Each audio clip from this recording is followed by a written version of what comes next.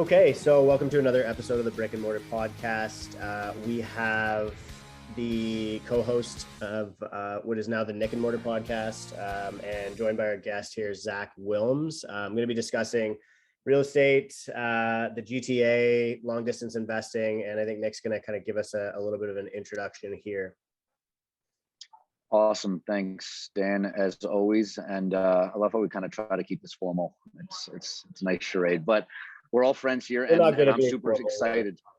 No, we're not really. I'm super excited to have Zac on, and for you two, especially to finally meet. You guys have both played major roles in my personal real estate career, so this is great for me. So Zac, a fan of crypto, owning JPEGs, spending time in trailer parks, and I guess you know a little bit about real estate as well.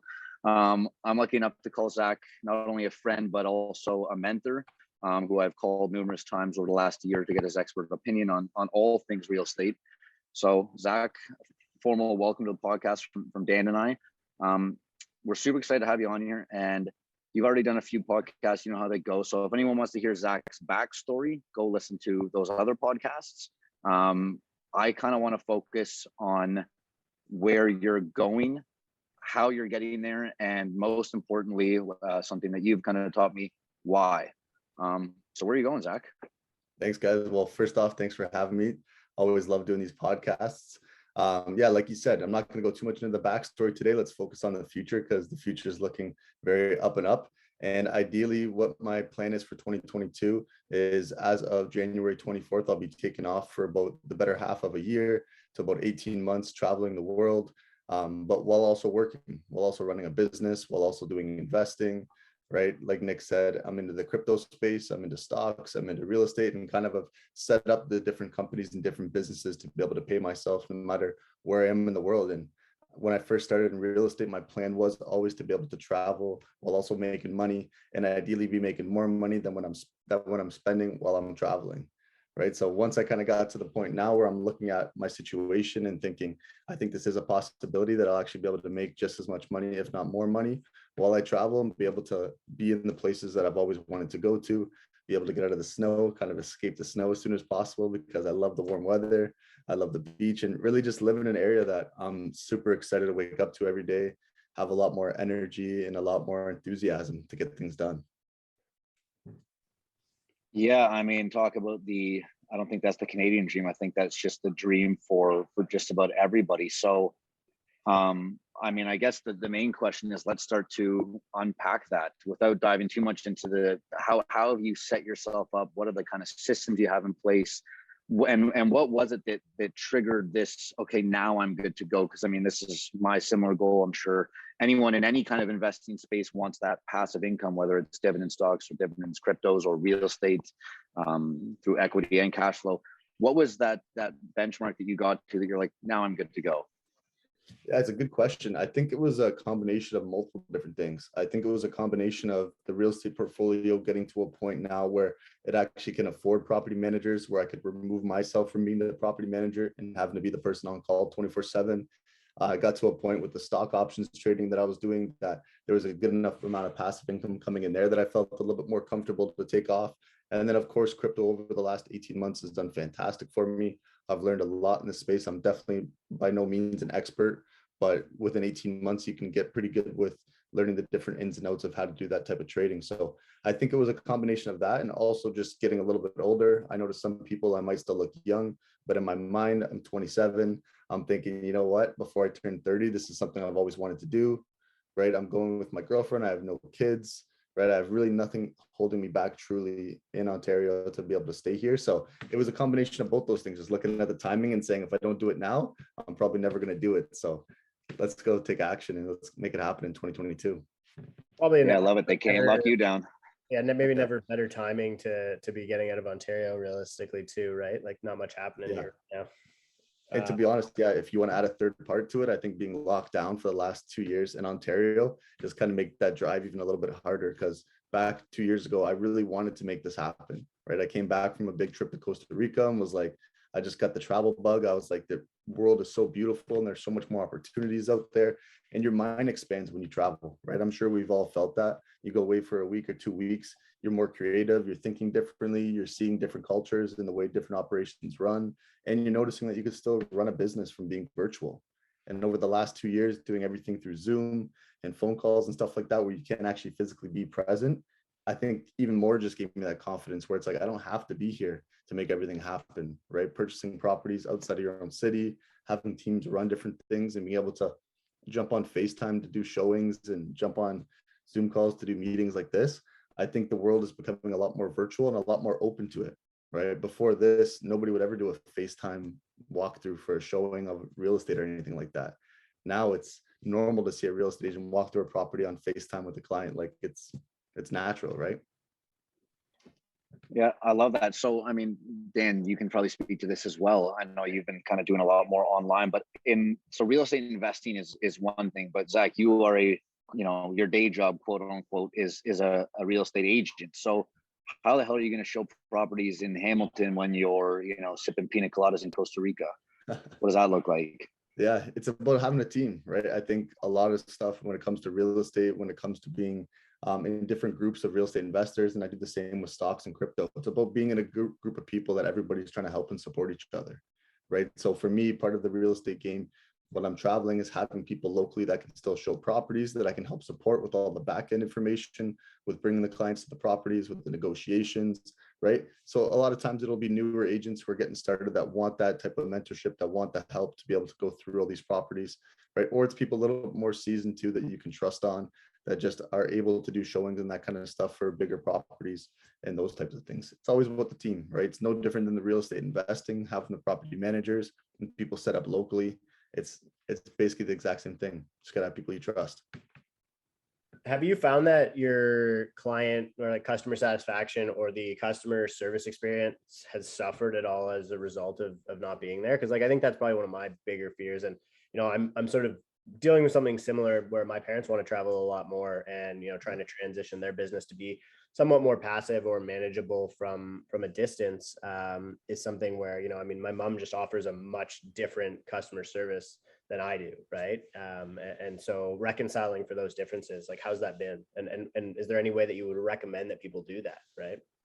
Yeah, I think a lot of it's going to be trial and error, right? I think kind of like what you said too, and I know I've been passed on clients from other agents where sometimes the people just aren't meant to be, right? It's really a relationship when you hire a real estate agent, and you're looking for that personal relationship, but also that experience in the business mind to be able to like trust in them to take you through the whole process. So there's definitely been times even before I've left where I've passed off somebody to a different agent and they call me saying, Zach, that's not the right fit. Right. And at that point, it's like, no problem. Let's try to find somebody else. Let's try to find somebody that's more of a fit. And at the end of the day, there might be clients lost because of the travel and stuff like that. And I might get them when I come back. I might not. They might find somebody else. Right. And I think that's just all part of the process. Right. So are you still in acquisition? I know you kind of always are acquisition mode, but has that acquisition mode not changed? The only thing that's changed is the geography of those acquisitions. What I'm getting as, are you planning on buying international property? You're going to be jumping around all these different countries, continents. Are you going to be trying to acquire some sweet rentals? Yeah, absolutely. It's definitely part of the reason why I'm traveling, and part of what I'm planning to do is really doing market research on all these different areas, right? I think majority of investors know what it takes to buy properties in the United States, but I think as soon as you go overseas, like where I'm starting off in Asia and Europe and those different types of places, I think the majority of Canadians don't really fully understand what it takes to purchase properties over there. And I'll be honest, as of right now, I don't fully know what it takes. Right. I have different ideas and I've done some research in terms of like what I need to do to buy properties in Thailand. But when I go over there, I'm going to be having different meetings with real estate agents, lawyers, mortgage brokers, and truly understanding the ins and outs of how can we make this happen, right? What is it like to raise capital in Canada to go purchase a property overseas in Thailand or these different areas, right? So that's definitely part of it. Such an interesting note too, because, I've been doing a similar thing in a couple of different areas. And some of the things that I've noticed is that there's our country is so credit based, and that's why values are so high. But you go to like there's certain places where culturally it is considered like insulting or a sin to borrow money or to lend money. And so, um, some of the places that I'm investing, like you can't get credit. It'll actually most of the places that I'm looking to invest. So having that skill set to fundraise back home, bring Canadian capital in, that becomes your competitive advantage in being a mover within those markets, right? No, absolutely. It's a great point. And on top of that too, what else I'm thinking is like in Canada and Ontario, especially the GTA where we're based, the competition is so high because we have so many different groups that are teaching real estate investing, teaching wholesaling, flipping, everything else. That's not normal around the world, right? Like you go into these different areas, like you're saying about not getting credit. Majority of these people aren't thinking the same way when it comes to real estate, right? Like there's certain cities in Europe that nobody in their 20s or 30s even think about buying a property just because it's not feasible. The only people that own properties are the families that have owned it for the last 100 years, right? And So I think just bringing our mindset, our market's going to become like that from my perspective. Like that's probably out of curiosity, like if you think about the global macro, what areas are you most interested in investing in? Like mine would be primarily Africa, but then you worry a little bit about desertification and climate migration out of that continent. But like every single major city in Africa is poised to be, based on population growth, some of the largest cities in the world in a decade or two, right? So you can't ignore that that's going to happen, right? No, you definitely can't ignore that. I think there's a couple different reasons I'd go invest in a company. Obviously, one of them is tax reasons, right? Like there's a lot of companies out there that kind of show you the best countries to get into in terms of taxes. There's a lot of countries out there that will give you citizenship by investment.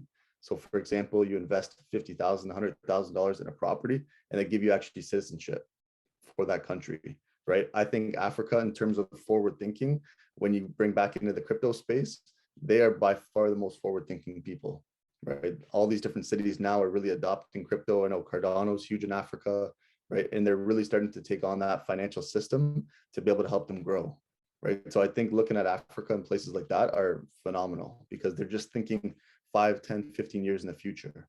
Whereas I think North America, we think we already have it all figured out. We're really not trying to think about what's the future going to entail.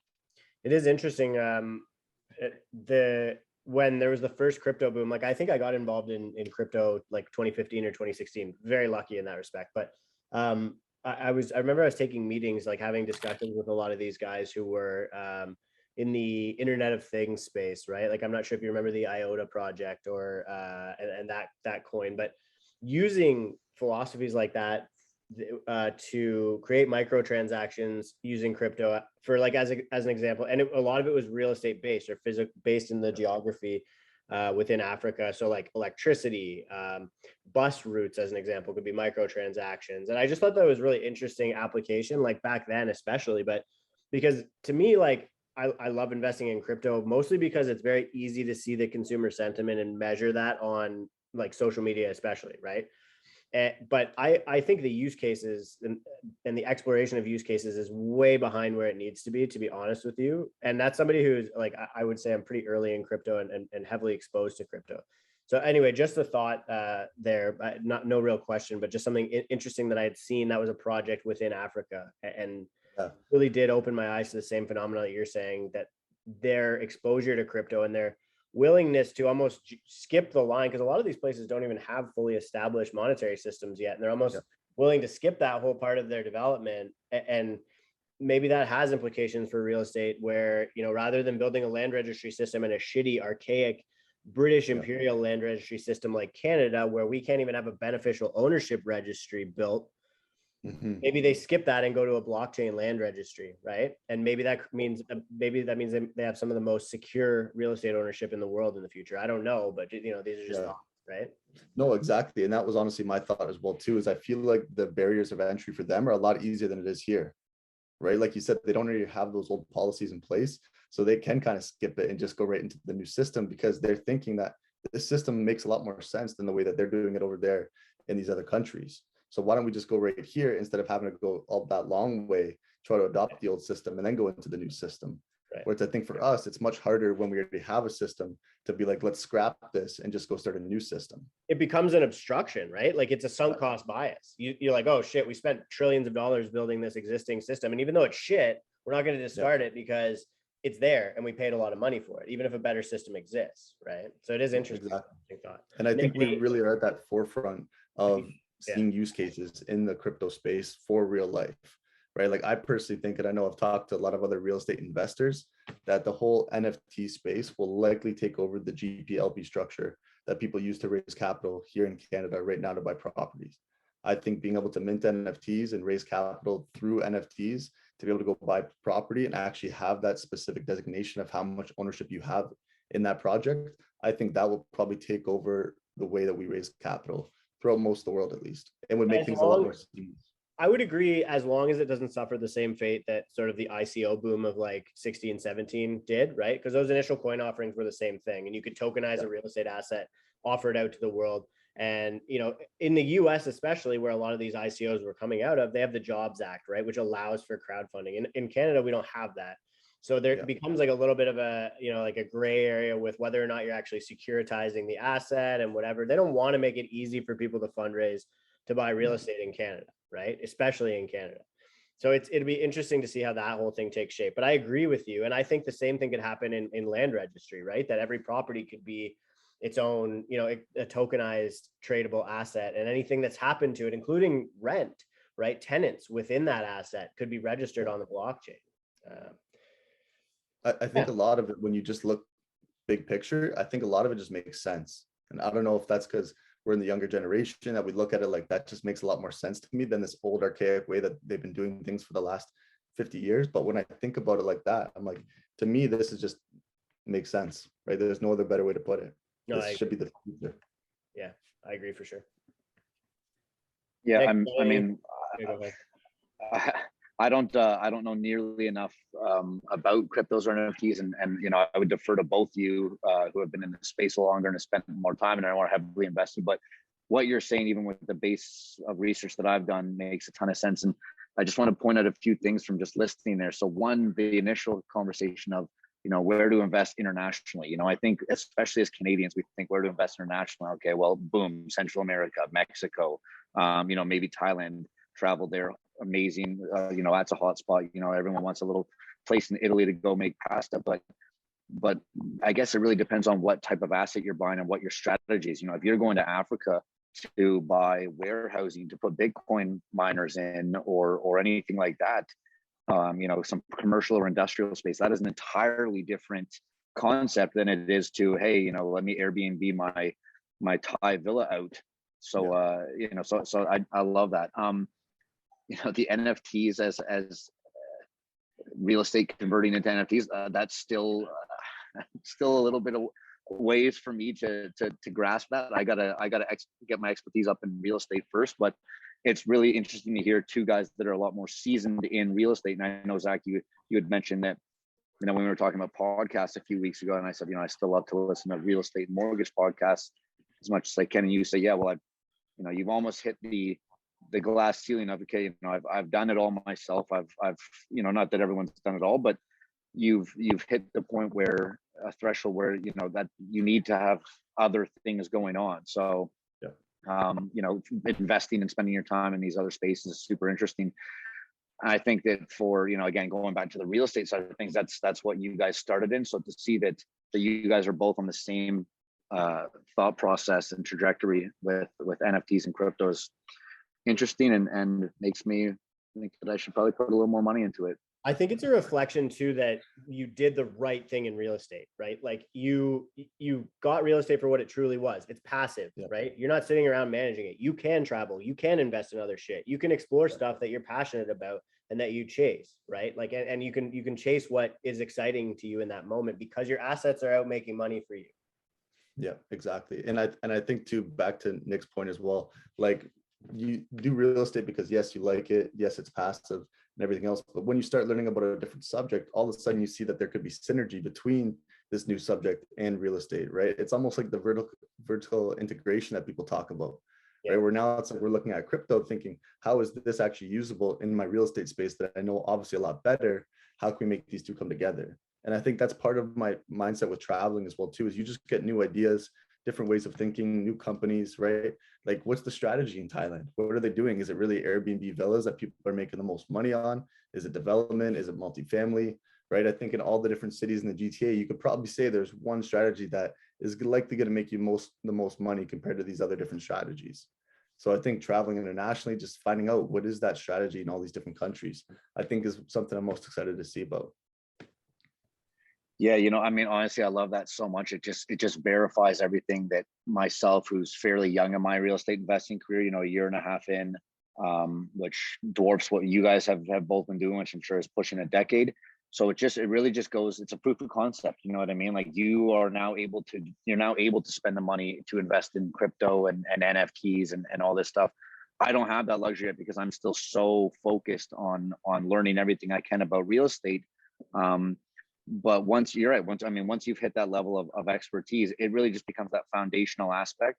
It allows you to buy your time back, which I think is the main why for everybody, right? So that's my why, is I want to be able to do what I want with my time. And right now, what I want to do with my time is learn and be as involved with real estate as possible. But that's also what I have to do with my time so that I can build up that portfolio so I can get to that passive aspect. And therefore, that, and I think that's when, this can probably be the biggest year of your life, Zach, because you don't have to do anything you don't want to. And you already have that money. You're essentially I'm assuming what would probably be the equivalent of a very good salary coming in, without doing, maybe working 2-3 hours a week, right? I remember the 4-hour work week, which I'm sure we've all read or at least are aware of. That's you're about to be living that. Yeah. And that was a book that I definitely have read and recommend everybody to read, because it really just gets you thinking in a different mindset, right? And Nick knows how much I love mindfulness and meditation and stuff like that, and manifestation and doing all those different things. Like, this has really been something I manifested when I first started in real estate, right? You talk about what's that 1-year goal, 5-year goal, 10-year goal.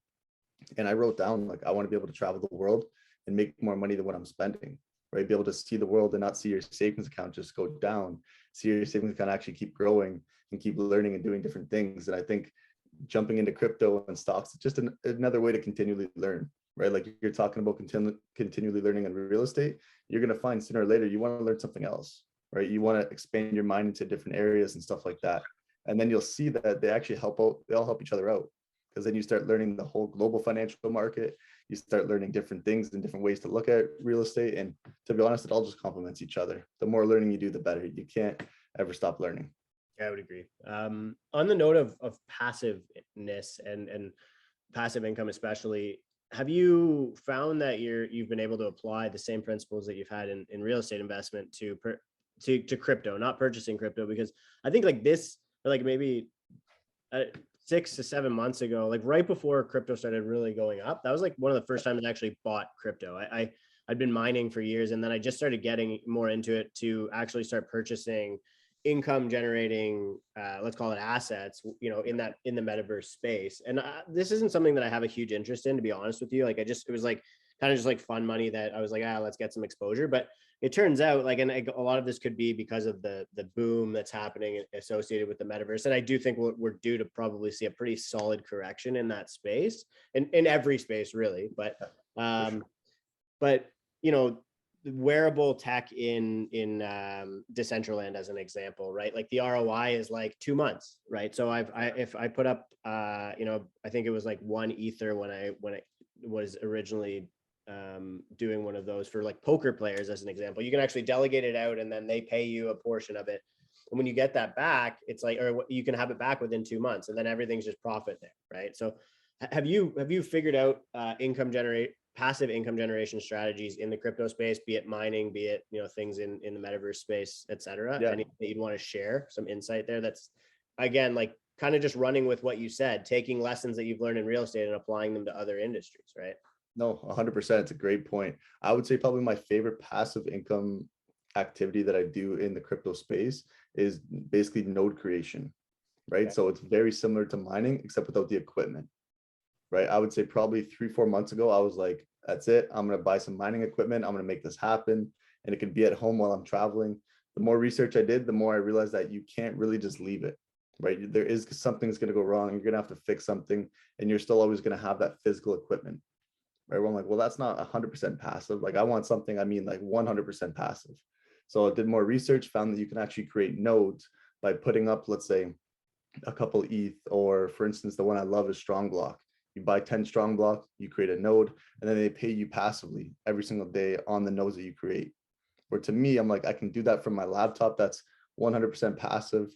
And there's a couple other different nodes that I've created now that are all just bringing me in passive income.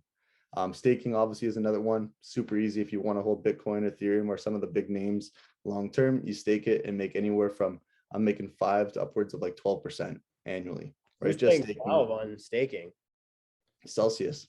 There's Matic and a couple other ones that are paying up to 12. Even on stable coins, they usually pay up to 10, right? So it's super easy just to have stable coins sitting there, making you 10% every single year. But if there is one lesson I'd love to share with everybody when it came to real estate and crypto, when I first jumped in, I'm like, oh, this is just like real estate. If I hold it long term, it's just going to go up in value. That is absolutely not the case. That's completely wrong. Crypto does not just continue to go up. It has massive swings that I was not used to in real estate. So I'm thinking I'm just going to hold my Bitcoin. Everything's going to be good. And then I watched it drop 50%, realized that you always have to be buying and selling crypto, right? You buy it when it goes low and you sell when it goes high. It's the name of the game, right? And you always just start staggering those sells when you go up and start staggering the buys when you go down, right? I got burned a couple of times not doing that. And now you always take profits, right? It's so volatile. I've never sold crypto ever. And actually I've never sold real estate. This will be the first. I'm about to sell my first property, but it is funny. Hold on for dear life. I don't know if like, I guess that strategy just hasn't worked for me, but I'm the same as you. I have watched my portfolio drop jaw-dropping amounts in hours, right? So, and that sucks, but my thing was always, okay, cool. Well, if I see that happen, I'm going to go buy a bunch more, right? Yeah. And exactly. There's different strategies. I was thinking real estate where it's like, it's just going to do this, right? It's just going to continue to go up. And then watching it go down 50%, I was like, all right, I'm changing my strategy. I'm always going to take profits and I'm always going to buy back in when it goes lower because it will always fluctuate, right? I've seen it hit prices where I'm like, it's never going to go there again. And sure enough, 3-4 months later, it's right back where I thought it was never going to go. Right. Yeah. I mean, real estate's blown off too, right? Like when we saw the non-resident speculation tax in the Greater Golden Horseshoe in 2016, 17, I mean, if like I think I bought right before that, my new marketplace. And so I bought it at a value that was pretty solid. And then there was like that 30% bump into the spring market of 17.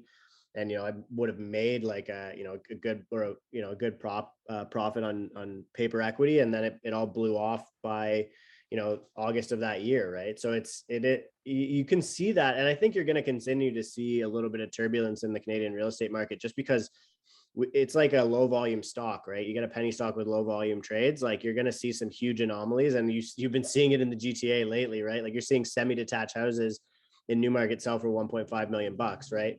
Houses in Hamilton, like a little raised bungalow selling for over $1 million, and I mean, and that's approaching what a potential interest rate hike in 6 days, and if not, then another one in March.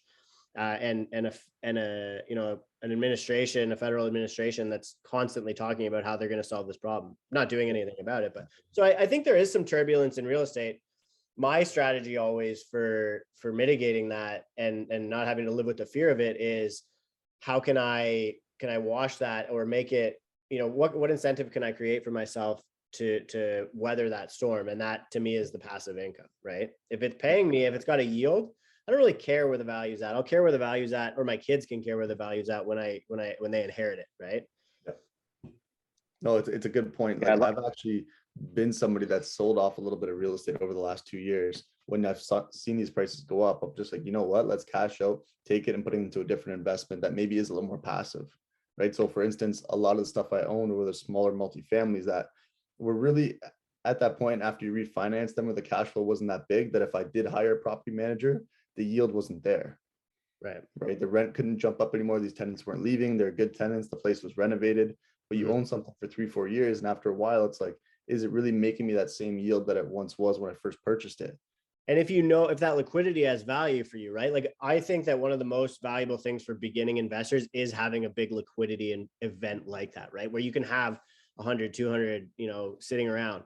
And for guys in our industry, it's easier because, you know, a good deal can bring you that much cash, right? And then you can go and deploy that somewhere. But for people who are, you know, maybe on a salary or whatever it is, and they're not making, you know, the extreme turbulent money, you don't have that luxury in a lot of cases. So sometimes it does make sense to get rid of an asset, put some cash in your pocket and redeploy it. Nick, you were going to say something before there.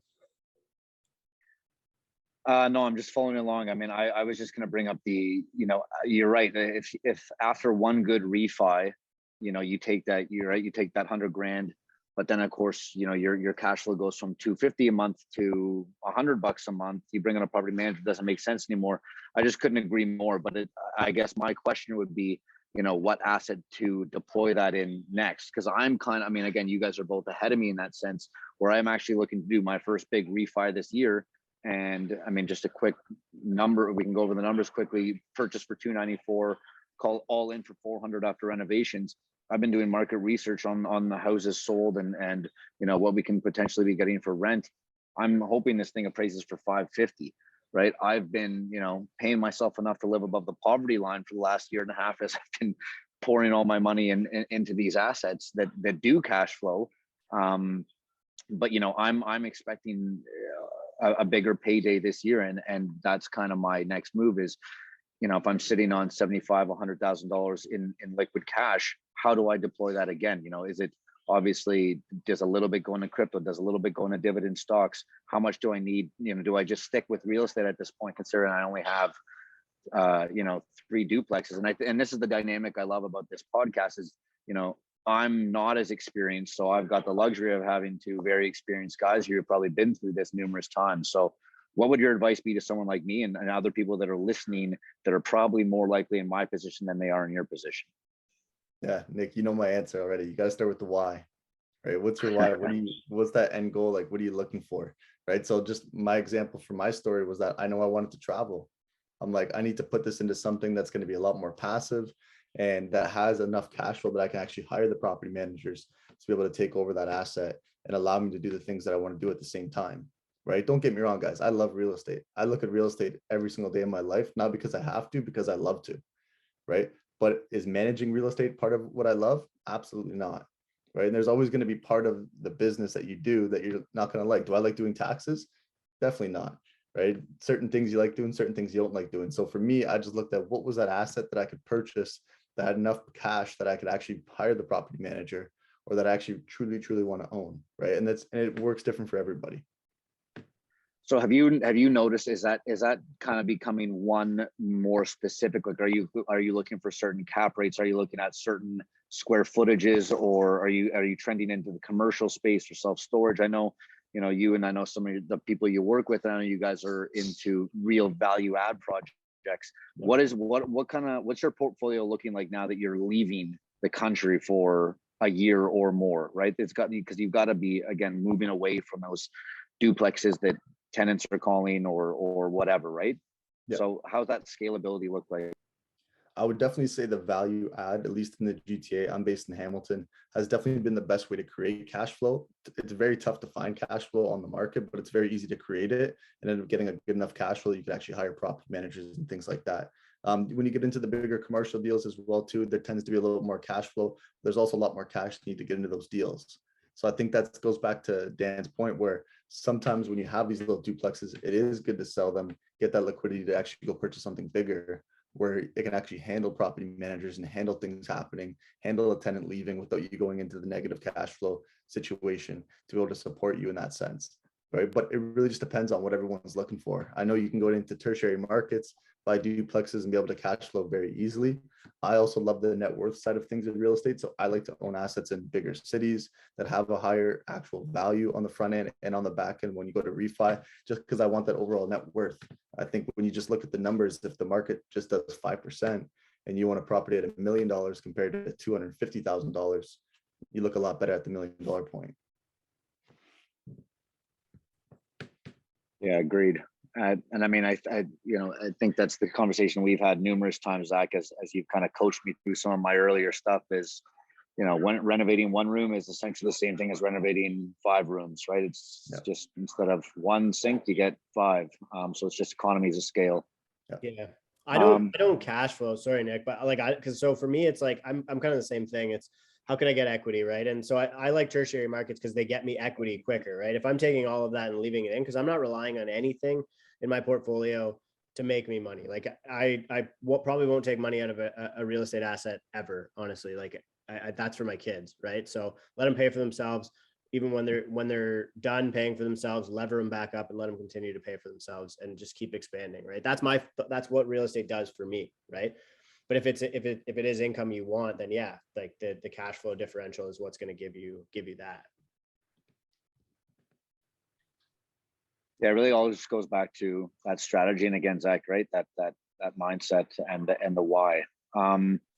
We're kind of getting close to the 40-minute mark here. Zach, what can you, I really want to know more, and we can probably get on a call after this and you can tell me about it, but I'm sure other people would like to know. Tell us what the next 6 months looks like, and if you've got any kind of schedule for purchasing anything, if you've kind of already like what are you planning on? And I mean, I think a lot of people just give us some juicy details because it's pretty fucking sweet what you're doing. Thanks, man. No, I appreciate it. So goals for 2022, a little bit of them is definitely buy a multifamily building over 20 units. Whether that's going to be in Ontario, whether that's going to be in the States is still to be decided. Purchase my first international property, right? I think the easiest way to do that is going to be the United States, but while I'm traveling, I'm also going to be looking at what opportunities are out there to purchase as well. And that's kind of the biggest in terms of the purchasing. In terms of the traveling, it's going to be about 4 or 5 months in Asia, about another couple of months in Europe, and another couple of months down in South America.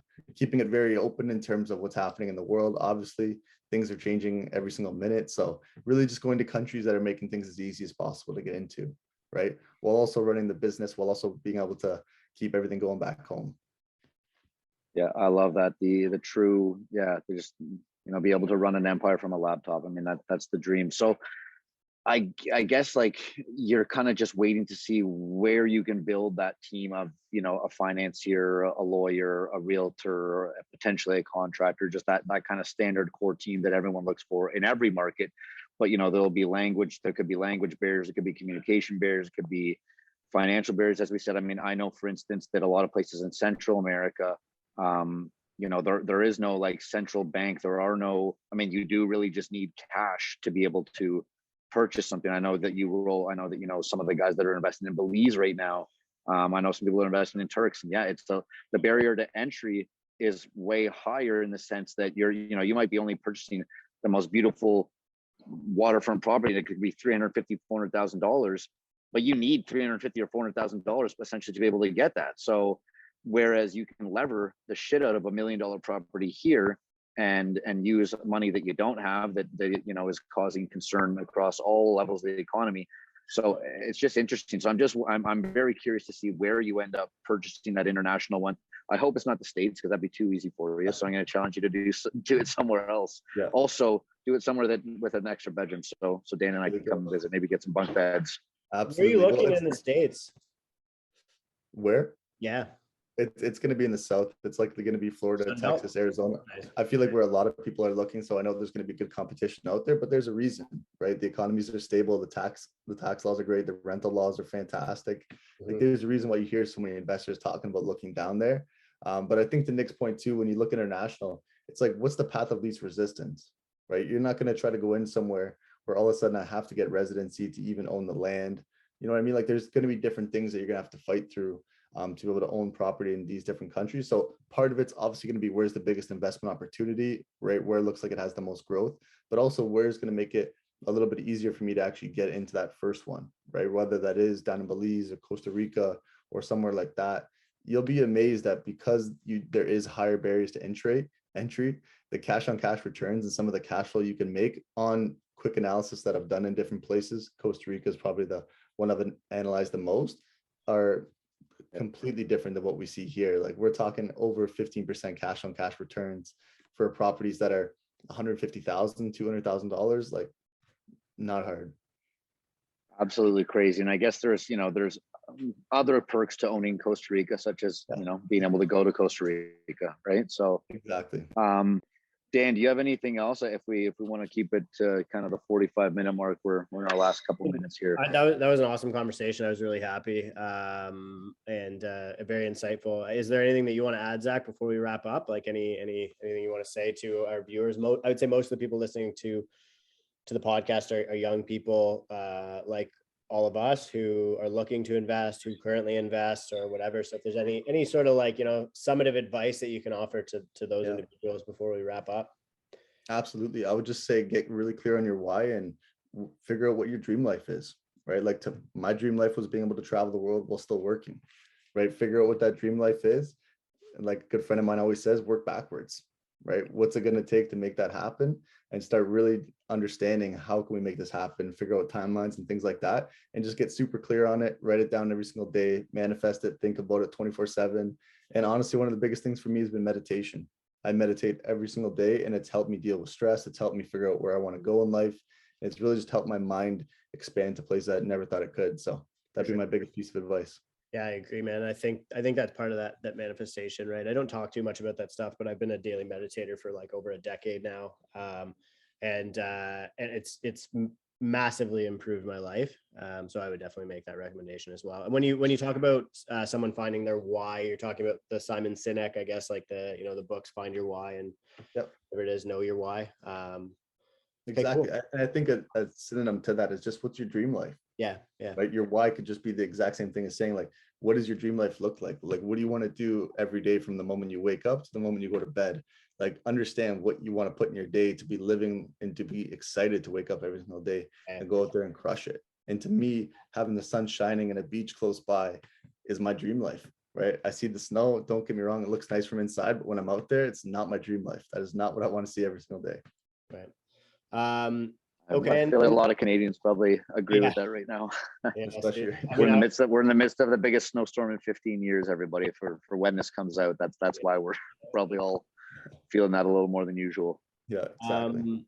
And then I guess if anybody wants to ask you questions, pick your brain on anything that you've said here, buy properties, invest abroad, maybe, if you're going to start a fund in the future, throw some money at you, where can they reach you? Where would you like for people to contact you?